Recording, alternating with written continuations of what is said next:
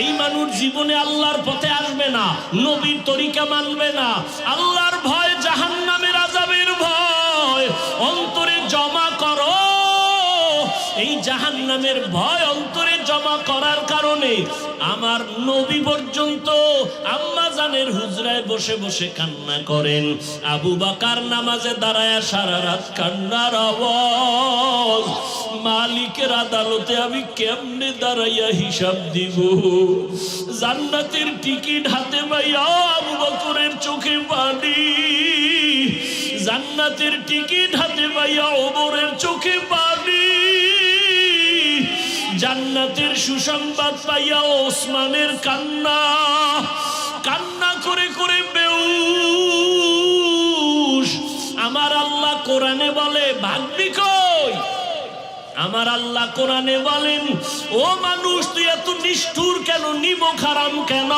সুম্মা কাসাত কুলুবুকুম মিন বাদি যালিকা ফাহিয়া কাল হিজারা আও আশাদ্দু কাসওয়া ওয়া ইন্না মিনাল হিজারাতি লামা ইয়াতাফাজ্জারু মিনহুল আনহার ওয়া ইন্না মিনহা লামা ইয়াশাক্কাকু ফায়াখরুজু মিনহুল মা ওয়া ইন্না মিনহা লামা ইয়াহবিতু মিন খাশিয়াতিল্লাহ ওয়া মাল্লাহু বিগাফিলিন আম্মা তা'মালুন।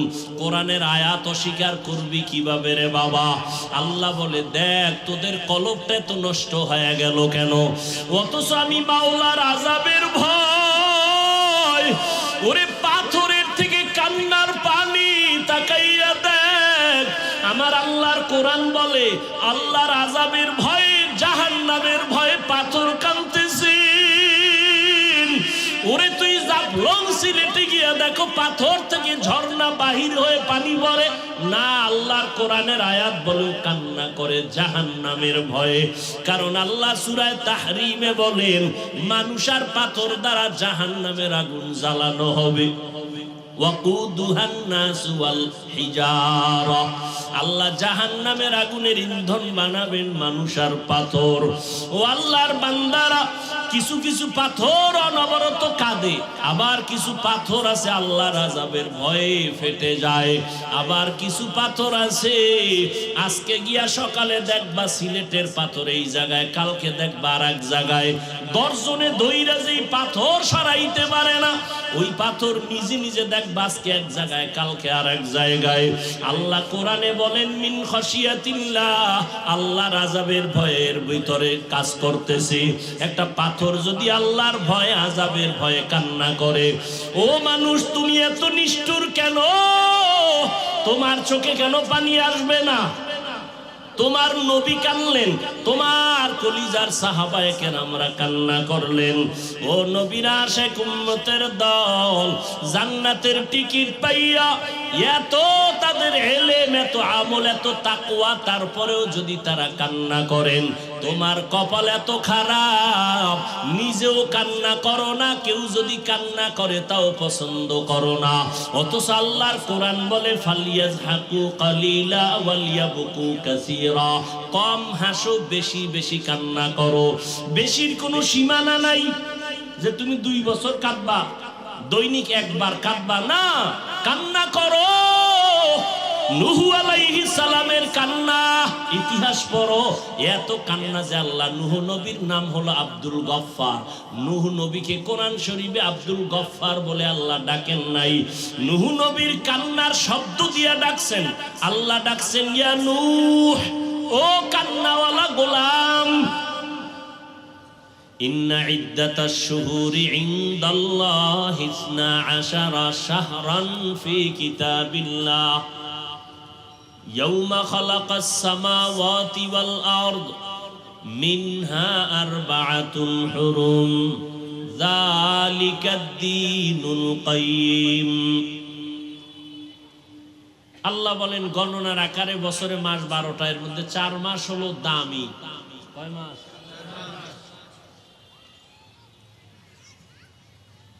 রজব। এখন কোন মাস চলে জানেননি? এর আগেরটা কি গেছে? রজব। 12 মাসে 1 বছর। সম্মানিত মাস কয়টা? সর্বোচ্চ সম্মানিত 4 মাস, রজব, একটা কি রজব, জিকাদা, যুলহিজ্জা, মুহররম, অর্থাৎ রমজানের পরের মাসের পরের 3 মাস, রমজান, শাওয়াল, এরপরে জিকাদা, যুলহিজ্জা, মুহররম। কয় মাস হইল বুঝেন নাই? অর্থাৎ মুহররম এর আগের 2 মাস সহ 3 মাস, আর হইল এই শাবানের আগে রজব, এই 4 মাস।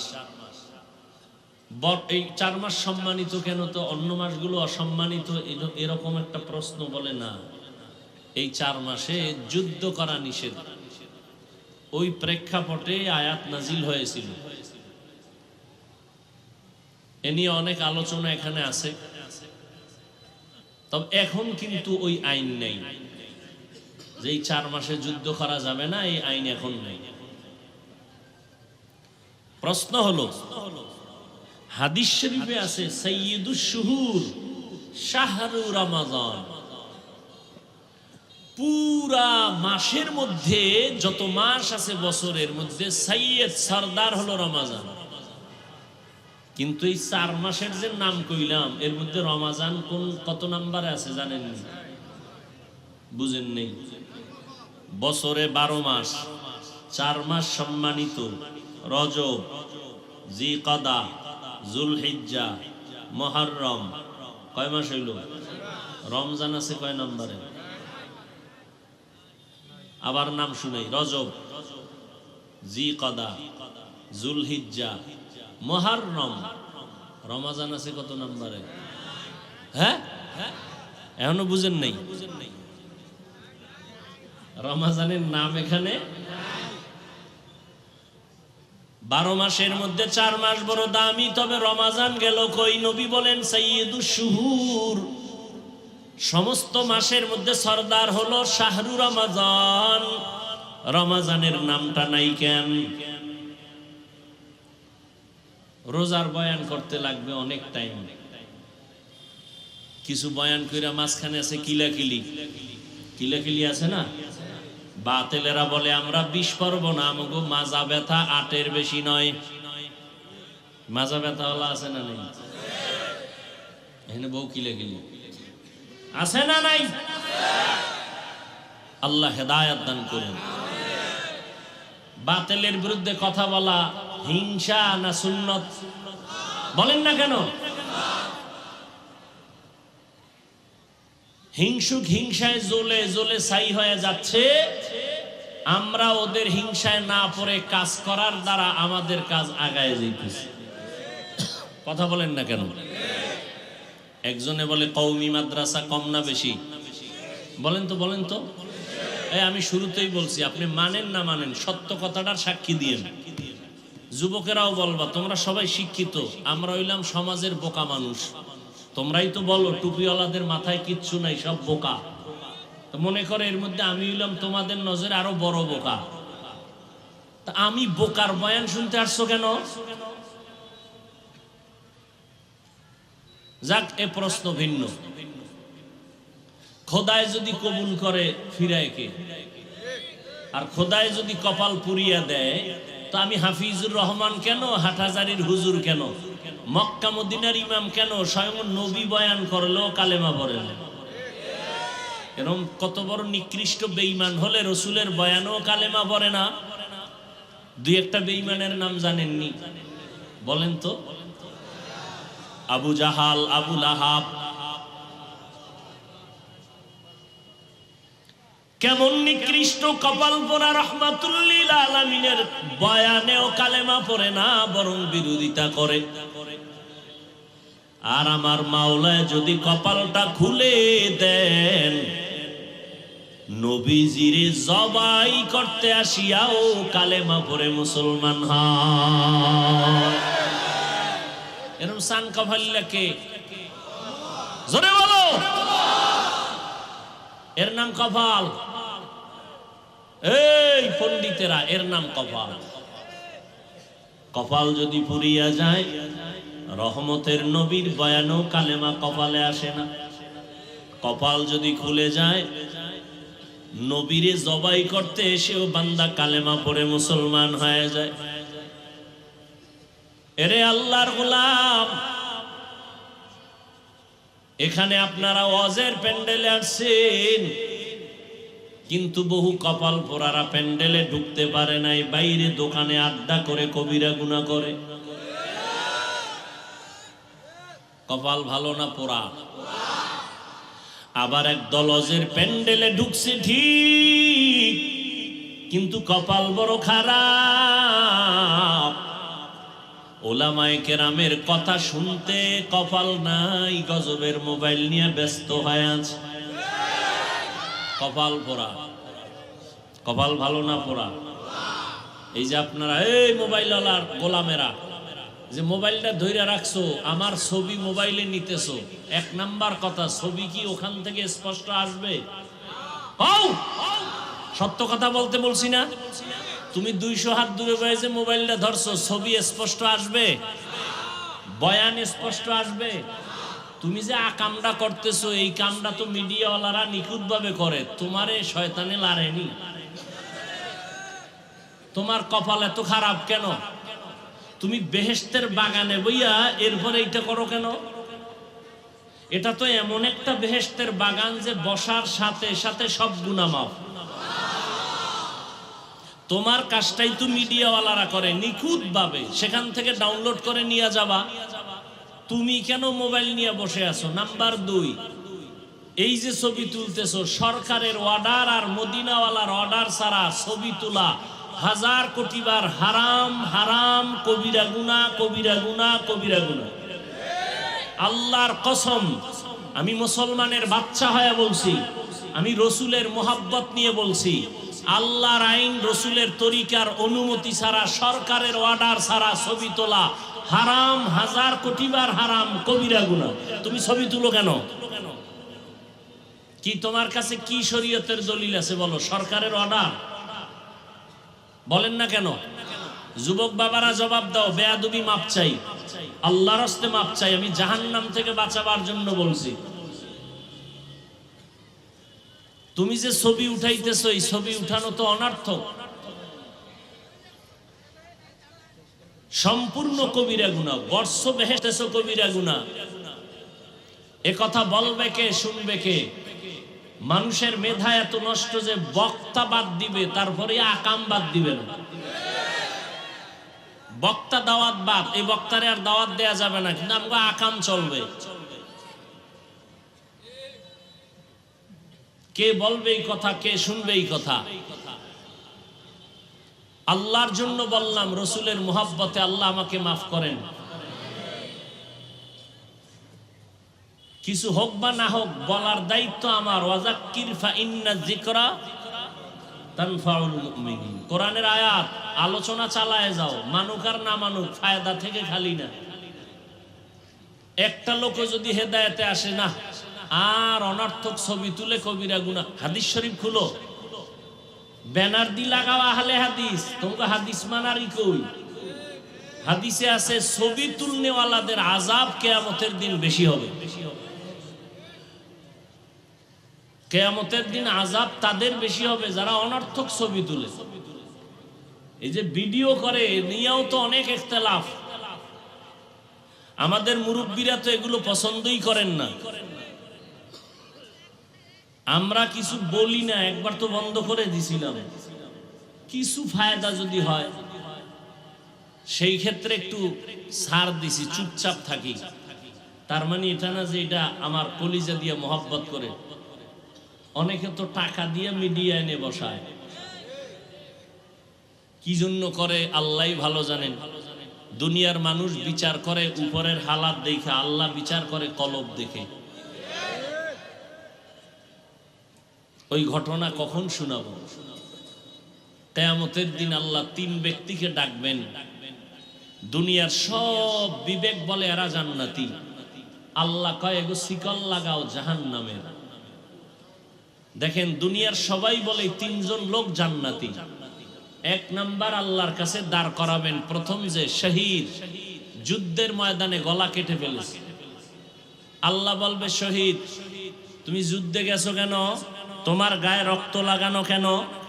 আবু হুরায়রা রাদিয়াল্লাহু তাআলা আনহু বর্ণনা করেন,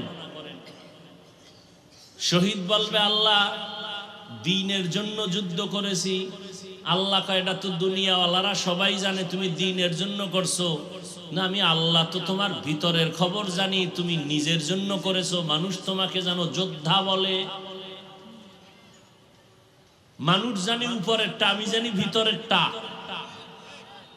অতএব তুমি দুনিয়া কামাই করার জন্য করছো, দুনিয়ায় তুমি বাহা বাহা পেয়েছো। যাও এই জাহান্নামের ফেরেশতারে ধর, শিকল লাগায় জাহান্নামে নাও। সহিহ হাদিস। দ্বিতীয়বারে ডাকবেন আমার মতো আলেম মাওলানা, আসো। এই মাওলানা সাহেব, তুমি আলেম হইছো কেন? বলবে আল্লাহ দ্বীনের দাওয়াতের কাজ করব। না, তুমি তো দ্বীনের জন্য করো নাই, করেছো নিজের জন্য। মানুষ তোমাকে মাওলানা না বললে কষ্ট পাইতা, কেউ জানে না, আমি তো জানি। আমি তো ভিতরেরটা জানি, তোমার অন্তর। শেষবারে আল্লাহ বলবে রে ধর জাহান্নামের ফেরেশতা, শিকল লাগায় জাহান্নামে নিয়ে যাও।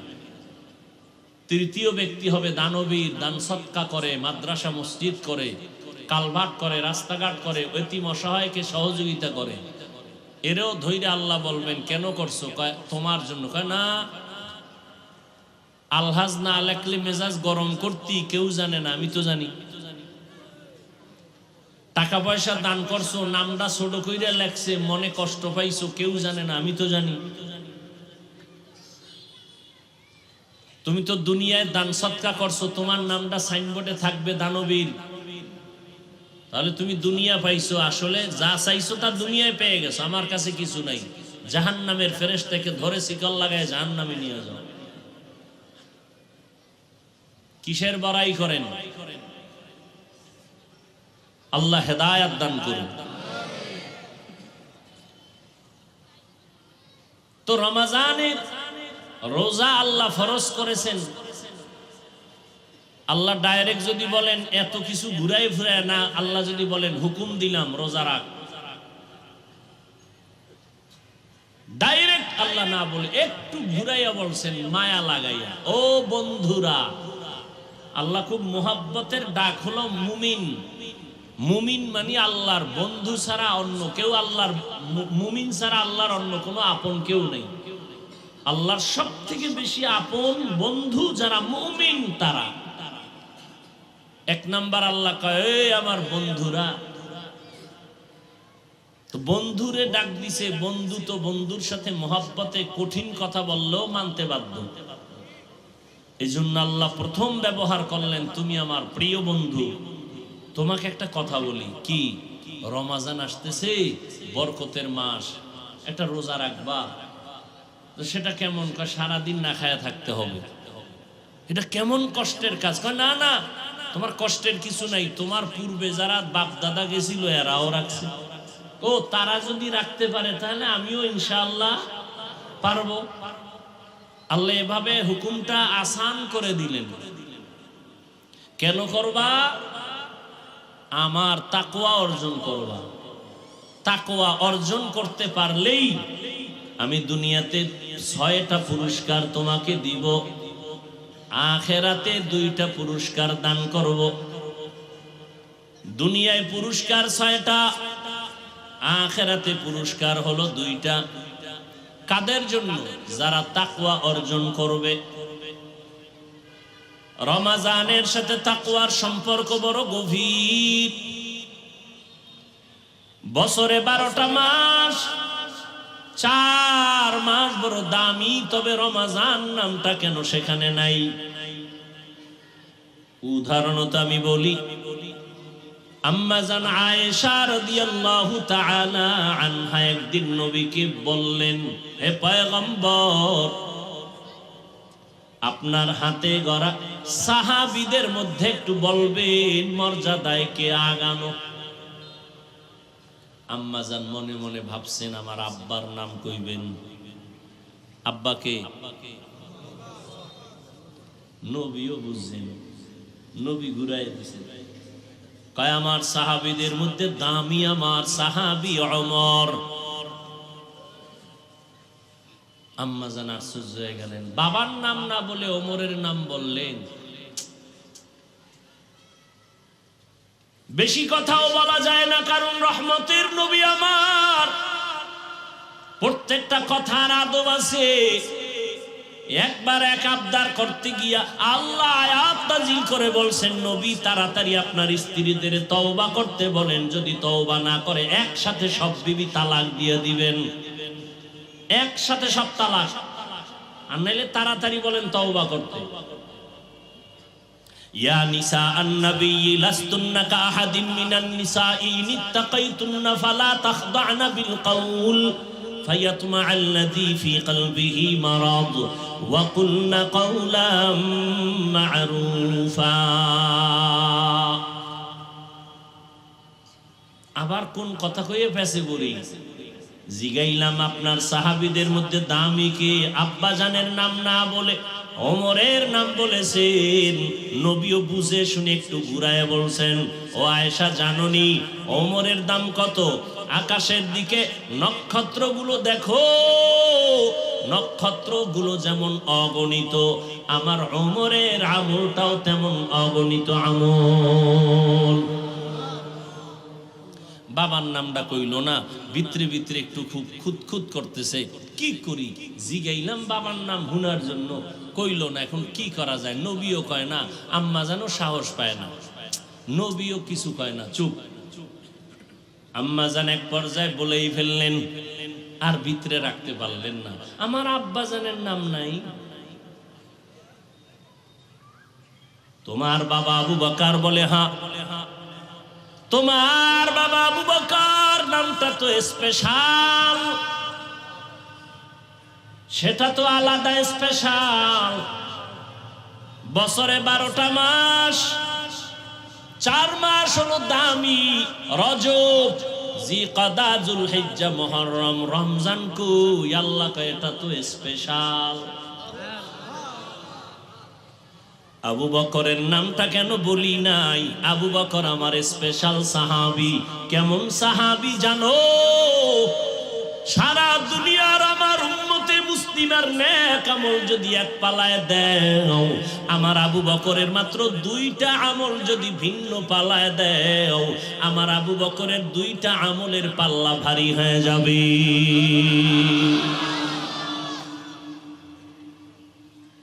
সেই সাহাবায়ে কেরামদের বিরুদ্ধে যদি কেউ কথা বলে, খোদার কসম এর মতো ভণ্ড পৃথিবীতে কেউ নাই।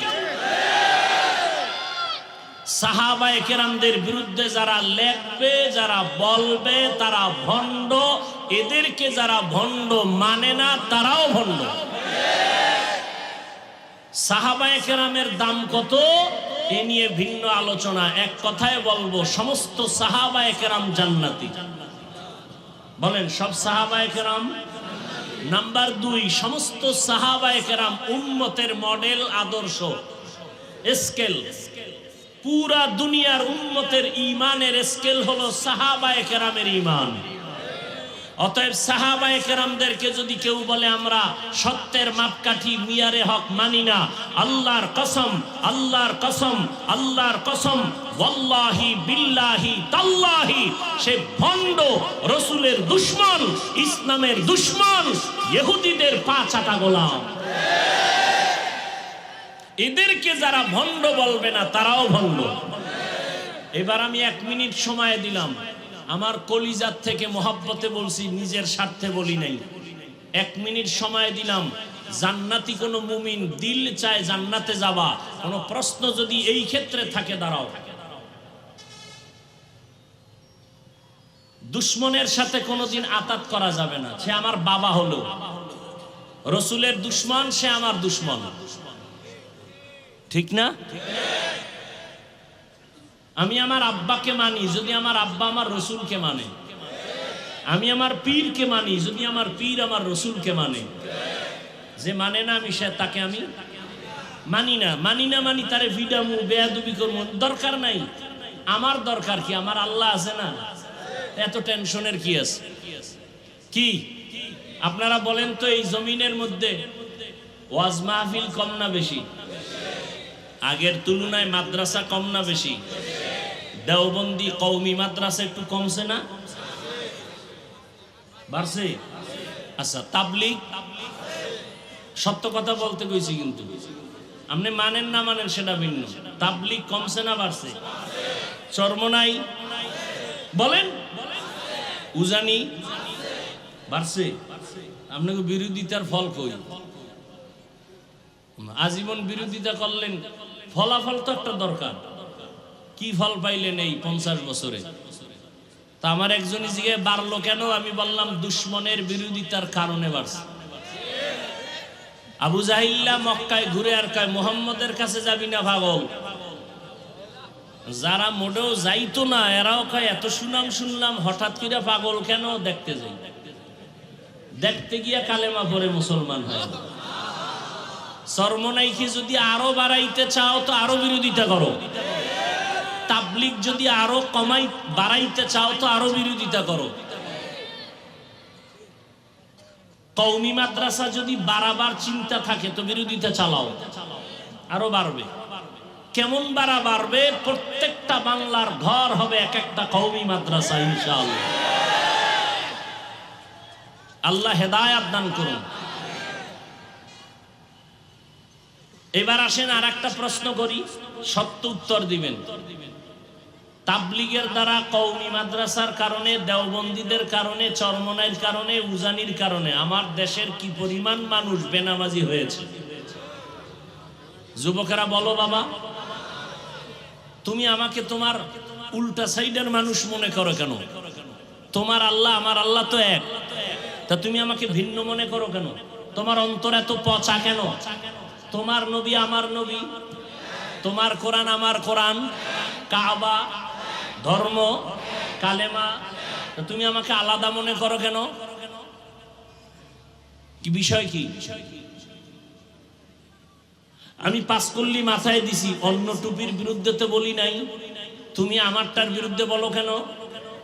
আমি কওমি মাদ্রাসায় পড়ি, কই আলিয়ার বিরুদ্ধে তো বলি নাই, স্কুল কলেজের বিরুদ্ধে তো বলি নাই, তুমি কওমির বিরুদ্ধে লেখো কেন? আমি তাবলিগের লাইনের সন্তান, কই তুমি যারা তাবলিগ করে না তাদের তো গালি দেই নাই, তুমি তাবলিগওয়ালারে গালি দাও কেন? কি বিষয়টা কি? কি চাও তুমি? তোমার অন্তরের হালাত কি? তুমি 10টা গালি দাও, আমরা কি গালি জানি না? গালি শিখতে কিতাব লাগে নাই, এ তো ল্যাংটা অবস্থায় মুখস্থ করে ফেলছি, তোরে দুইয়া ফেলাইতে পারি, গালি দিয়া দেই না কেন? রসুলের আদর্শ লালন করি, রসুলের জীবনে কোনো গালি নেই। হ্যাঁ, দুই একটা বলি কখন? যখন দেখি উম্মতের উপরে হামলা চালাইতেছো ঈমান ধ্বংস করার জন্য, তখন এদের ঈমান হেফাজতের জন্য বলতেই হবে। তাও শালীনতার সাথে বলার চেষ্টা করি, এরপরও অজান্তে অশালীন কিছু হয়ে যায় নাকি, সেজন্য আল্লাহর কাছেও মাপ চাই, উম্মতের কাছেও মাপ চাই।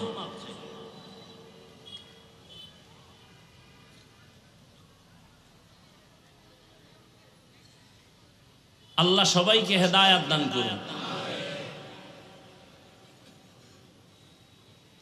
রমাজানুল মুবারক বড় দামি এক মাস, তাকওয়া অর্জন করাই হলো মূল কাজ। তাকওয়া মানে আল্লাহর ভয়।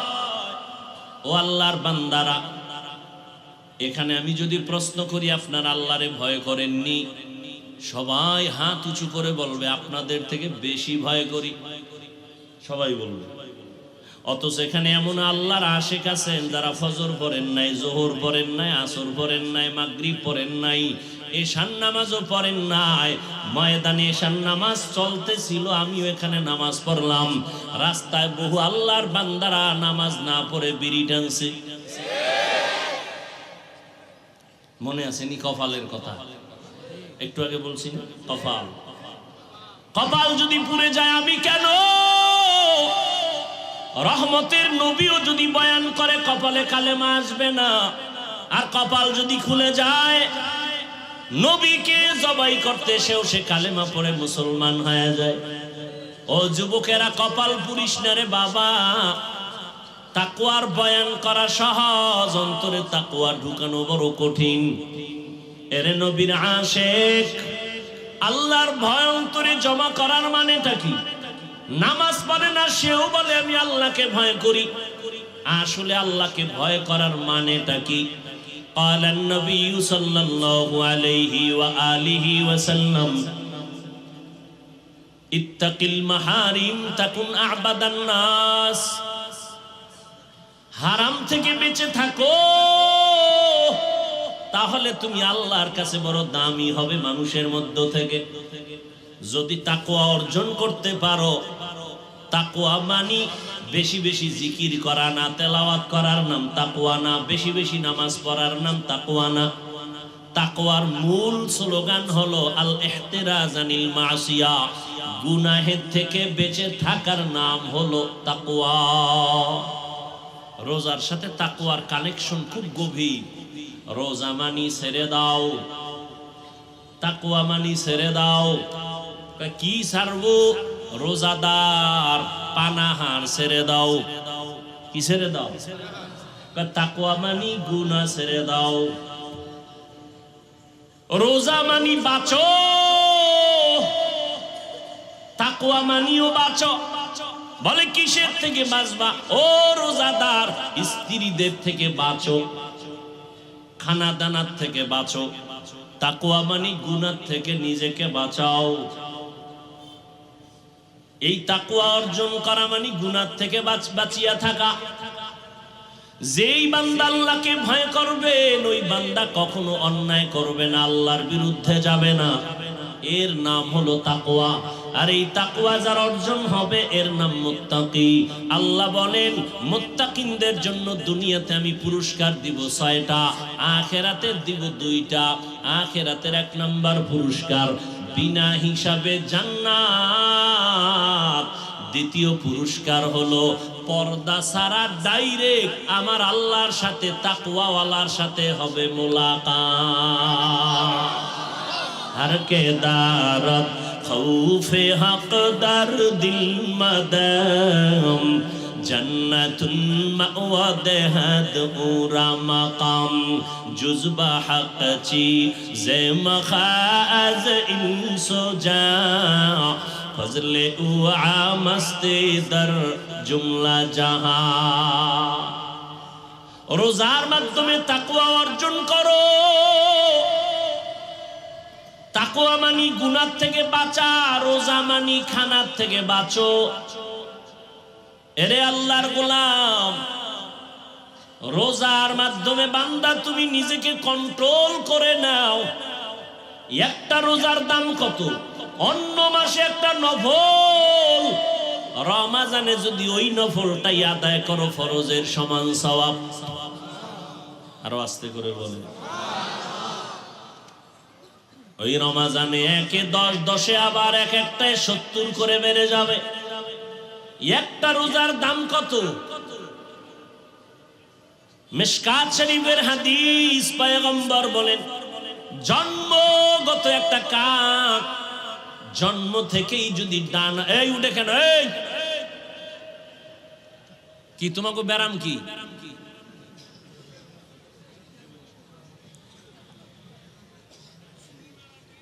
ওডার ব্যারাম থাকলে ভিতরে ঢুকছো কেন? এ আমার বহু আল্লাহর বান্দারা বাইরে দাঁড়ানো, ফাঁকে ফাঁকে বিড়ি টানবে গাইয়া আবার বয়ান শুনবে।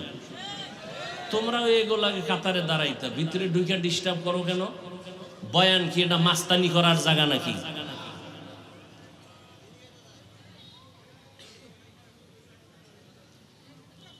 এই যে বয়ান করি আমরা বক্তারা, এই উসুলটা আজীবন মনে রাখবেন। একটা মূলনীতি বলে যাই, ছোট্ট কথা, আজীবন মনে রাখবেন। বক্তার বয়ান ভালো হওয়া না হওয়াটা সম্পূর্ণ নির্ভর করে শ্রোতাদের অন্তরের আকর্ষণ আর মহব্বতের উপর।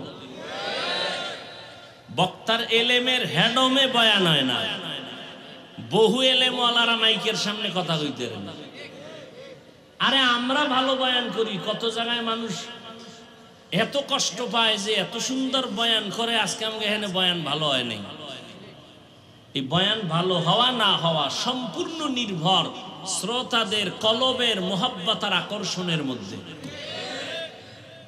আল্লাহ তো দয়া করবেনই ভিন্ন কথা, আর ইখলাস তো থাকতেই হবে। আমি তো বলছি না আমার বয়ানে বাদ মাগরিব লেখা আছে না, বাদ মাগরিব লেখা আছে। হ্যাঁ, একটা কাক হায়াতুল হায়ওয়ানে আছে, উড়ন্ত পাখিদের মধ্যে কাকের হায়াত বেশি, কমপক্ষে 1000 বছরের থেকে বেশি ওরা বাঁচে। 1000 বছর শুধু উড়ে উড়ে সামনে যায়, যাইতে যাইতে যাইতে যাইতে বুড়া হয়ে